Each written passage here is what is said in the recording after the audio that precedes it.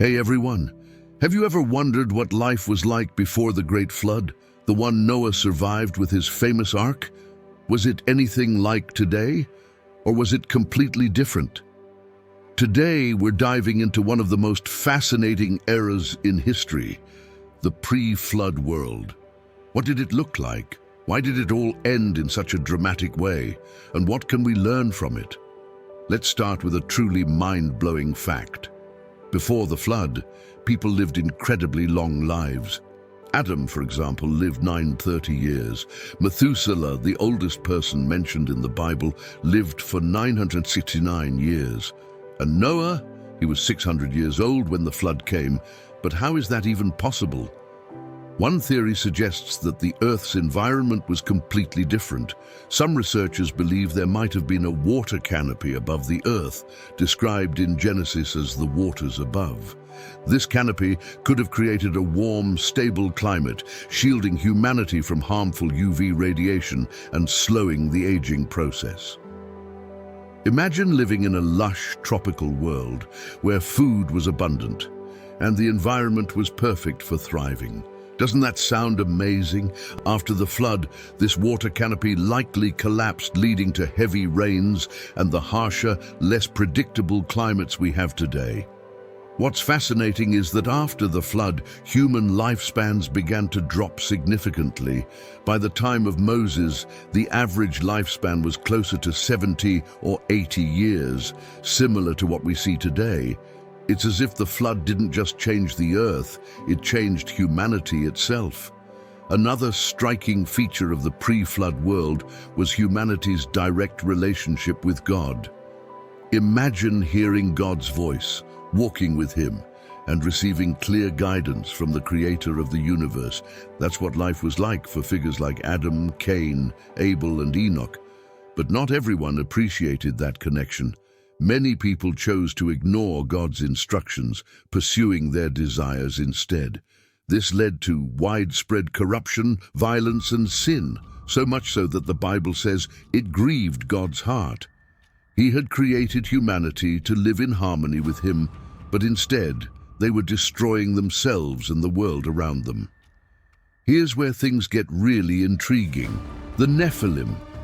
The Bible describes them as heroes of old, men of renown, but their origins are mysterious. They're said to be the offspring of the sons of God and the daughters of men. Who were these sons of God? One interpretation is that they were fallen angels, beings who had rebelled against God and come to earth. These angels married human women, and their children, the Nephilim, were giants with immense strength and influence. Imagine living in a world where giants roamed the land, influencing society and perhaps even leading humanity further into corruption. Whether the Nephilim were literal giants or powerful rulers, one thing is clear: they played a significant role in the chaos of the pre-flood world. To understand the chaos of the pre-flood world, we need to look even further back, to the fall of Lucifer. Originally, Lucifer was a high-ranking angel, described as beautiful and wise. But his pride led him to rebel against God, convincing a third of the angels to join him. God cast them out of heaven, and Lucifer became Satan, the adversary of humanity.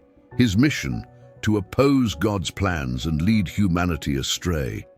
This spiritual rebellion set the stage for the corruption we see in the pre-flood world. Satan's first major act against humanity happened in the Garden of Eden, where he used a serpent to tempt Eve into eating the forbidden fruit. That one act of disobedience brought sin and death into the world, breaking humanity's perfect relationship with God. As humanity multiplied, civilizations began to form. Cities were built, music and art flourished, and technology advanced. But alongside these achievements came moral decline. Cain, for instance, murdered his brother Abel out of jealousy and then denied it when God confronted him. Despite his punishment, Cain went on to build a city, and his descendants became known for their skills in herding, music, and metalworking. But they also carried on his legacy of rebellion against God. Take Lamech, a descendant of Cain.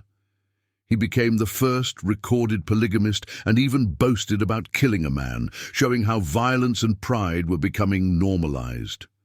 Amid this growing darkness, there was a glimmer of hope. Seth, Adam and Eve's third son. His descendants were known for their faithfulness to God, a stark contrast to the line of Cain.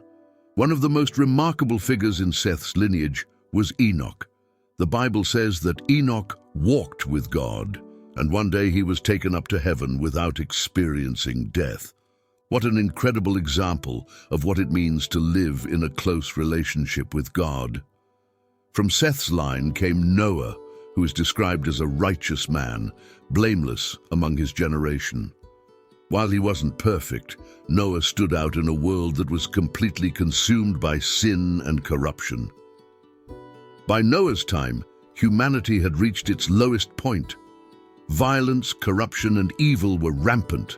The Bible says that every inclination of the thoughts of the human heart was only evil all the time. But even amid this darkness, God saw Noah. He chose Noah to carry out an extraordinary mission, to build an ark and save his family, along with pairs of every kind of animal from the coming flood. Think about how much faith Noah must have had. He spent decades building a massive wooden ship in a world where rain, as we know it, might not have even existed yet. His neighbors probably thought he was out of his mind. But Noah trusted God and followed his instructions, even when it didn't make sense. The pre-flood world was a place of incredible potential. People lived long lives, made advancements in technology and the arts, and had direct access to God. But it was also a world of profound corruption, where sin, violence, and rebellion ultimately led to its downfall. The flood wasn't just an act of judgment, it was also an act of mercy. By cleansing the earth, God gave humanity a fresh start through Noah and his family. The ark became a symbol of salvation, a reminder that even in judgment, God provides a way out for those who trust him. What can we learn from the pre-flood world? First, it shows us the consequences of turning away from God. When we prioritize our desires over his will, it leads to chaos and destruction, not just in our lives, but in society as a whole. Second, it reminds us of the importance of faith and obedience. Noah wasn't perfect, but his willingness to trust God made all the difference.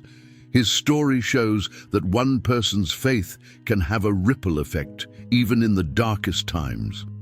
Finally, the pre-flood world challenges us to reflect on our own lives. Are we walking with God, like Enoch and Noah? Or are we allowing sin and selfishness to take over? What do you think about the pre-flood world? Does it change the way you see the story of Noah's Ark?